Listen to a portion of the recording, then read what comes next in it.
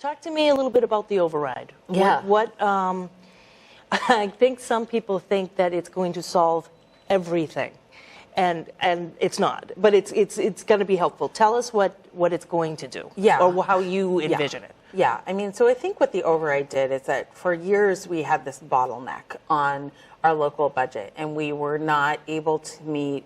We were facing these structural challenges with increased enrollment in our schools and aging buildings, and not being able to invest in what we need in terms of buildings and infrastructure. We talked about teacher pay.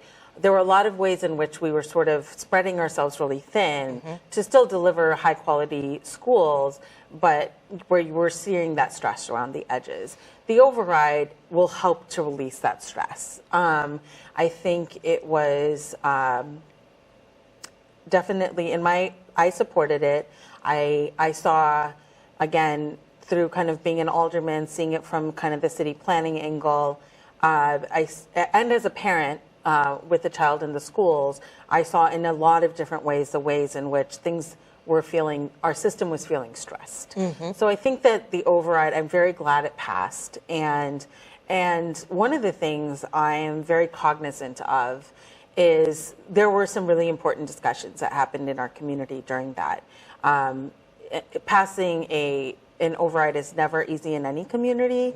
It's hard to ask people to pay more taxes, right? Right. But there were legitimate concerns that came up. I think there were people who felt that we haven't been very clear on our budget, and we haven't communicated our budget priorities well, or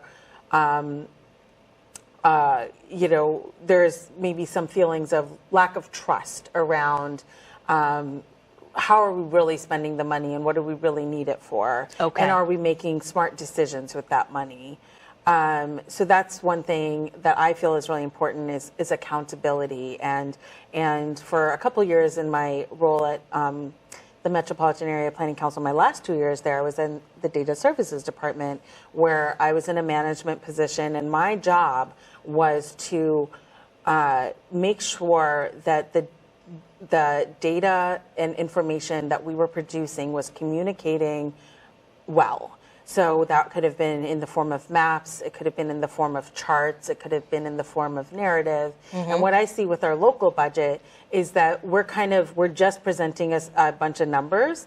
And then one of the additions that has happened over, since in the last couple of years is there's a little bit of narrative that we get. And I think that narrative is really critical. And what I would like to see us do is actually take that even further and almost think about our budget as an annual report back to the community. Nice. And not only use it as an annual opportunity, but communicate budgetary needs throughout the year.